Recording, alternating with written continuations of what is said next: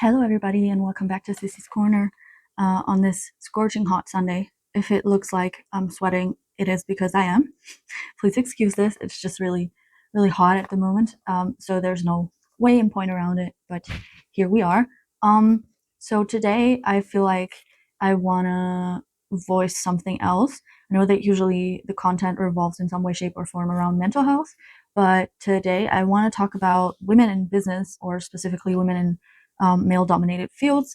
The reason for this being that if you are a woman who works in a male-dominated field, there are still some things that everyone, and I'm not saying it's everywhere, and I'm not trying to talk about every workplace in general. I know that there's, discrepancies between the places, but as a woman in business, I feel like it's important to highlight some things, especially for younger people coming into the workforce, what to be aware of and what to look out for, and how you can support yourself.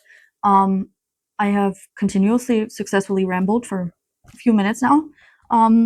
Let's just start with, why is it important to talk about this?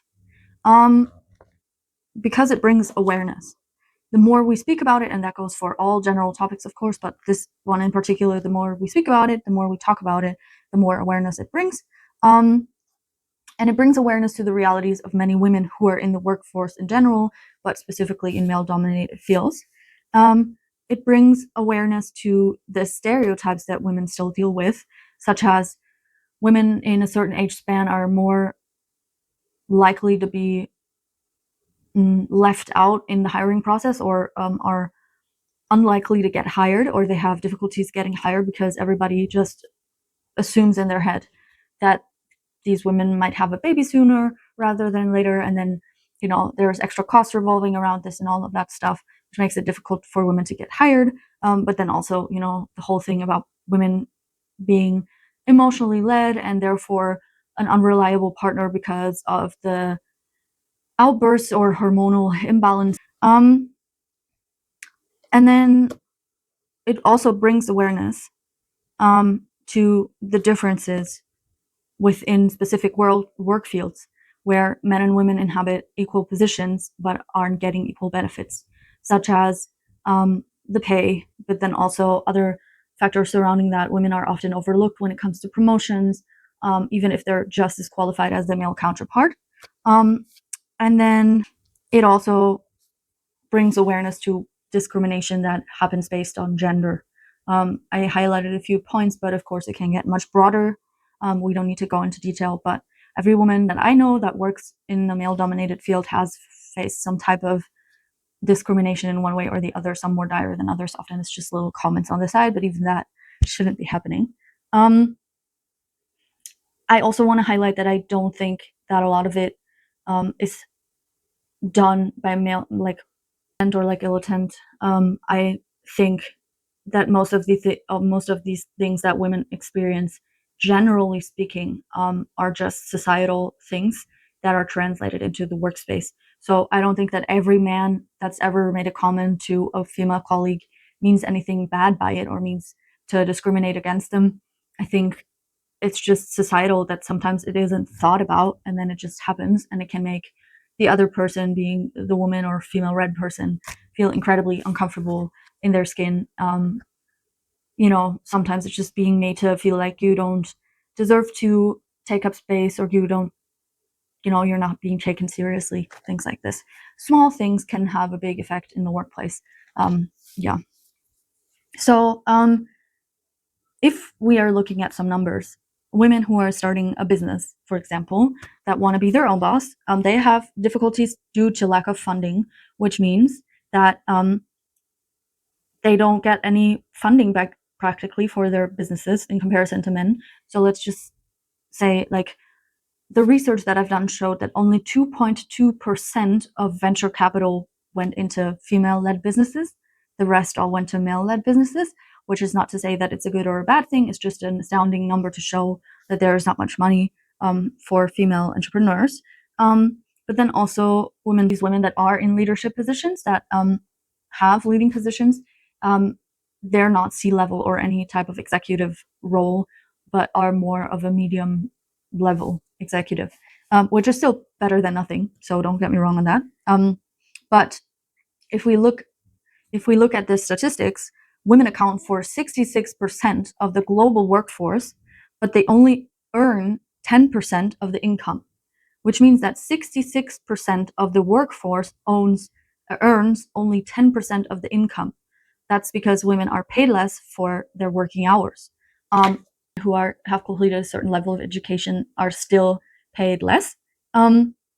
So basically, to each dollar a man earns, women earn 19% less. But then there's also discrepancies between women. So the races or different ethnicities and also heritage plays a role in what women do get paid, which is incredibly, incredibly devastating and so wrong. So yeah, just to let you know some of the stats.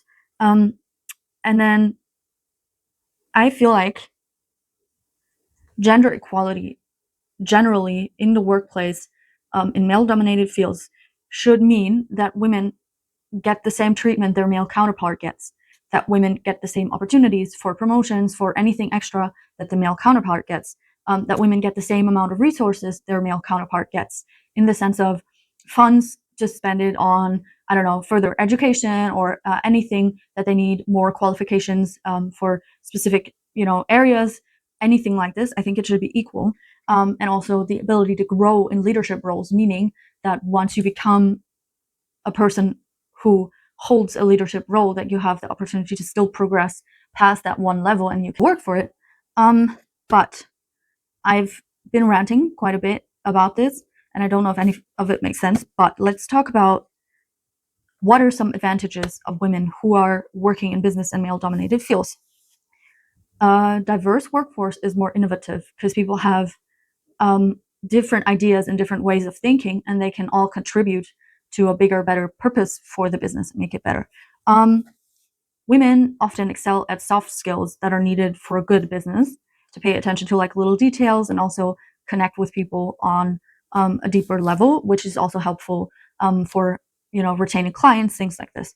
Then women represent enormous economic power, because even though we might not earn a lot, we still shop a lot, which means that women are one of the key audiences that you should be targeting and specifically addressing if you're trying to launch something, because of their economic power.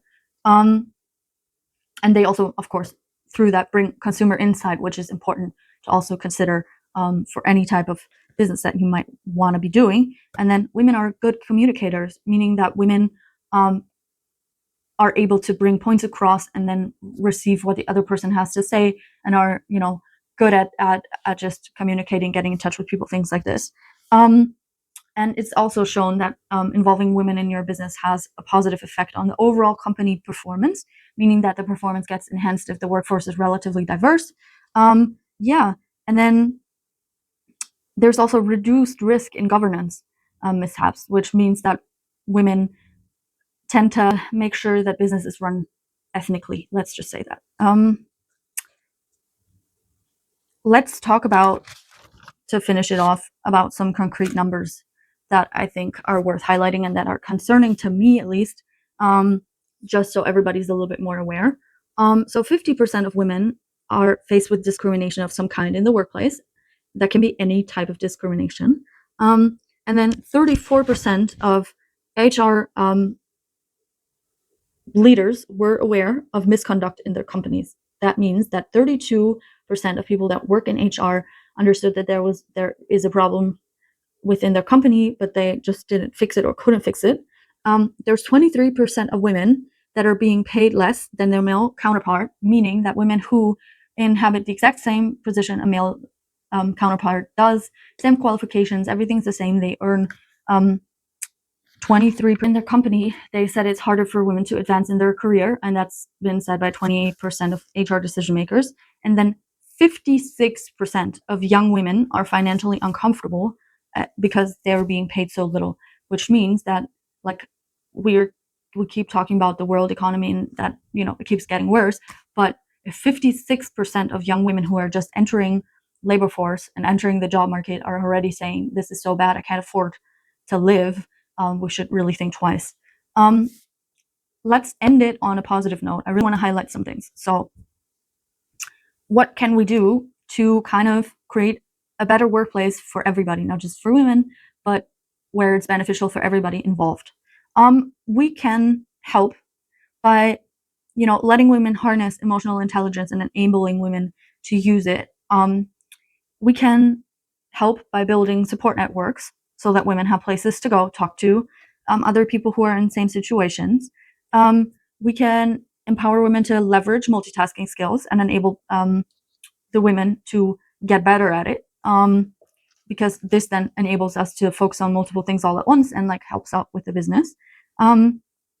We can help advocate for inclusivity, and we can encourage it by making sure that when we hire people, we look at a diverse candidate pool, for example. And then we have continuous learning and enabling for opportunities. That means, allowing women to further their education, get more qualified over time. We have the option to cultivate financial equity, which means that women are able to make more informed financial decisions, which is super important. And then to, kind of look at failure or something that didn't go as planned as an opportunity for growth. And the reason that I just wanted to highlight all those positive things is because I feel like we who currently are in the workplace in a business field and where it's largely male dominated, I think that we have to look out for ourselves, but also pave kind of a way for the people that come after us, because we are the first millennials. I'm saying we are the first workforce where women feel like really got to go to places and are looked as or viewed as more equal. And so I think it's really important that we use that in order to pave the way for everyone that comes after, because I feel like if I speak to my friends and their experiences in the workplace, it's mostly positive, but every woman that I know has had some experiences that aren't nice. And I feel like if we can make a change and make sure that it doesn't happen or doesn't happen as much for the younger generation, then we have done our part. This has been all over the place. I know this. I know that it's quite unusual for me to talk about things like this, but I want to, branch out a little bit with the topics, because I feel like the more we talk about societal things in general, the more the message can come across, because of course also this still fits within what the channel is meant to be doing. It's meant to be educational. It's meant to help people go through life a little bit easier. And I feel like talking about this stuff is really important because it can affect your life, your mental health, and everything if you're not, being treated well in your workplace. So yeah, happy Sunday, everybody. And let me know what you would like for me to be doing the weeks to come. I'm so sorry about this. It's so hot. But yeah, love you. Happy Sunday.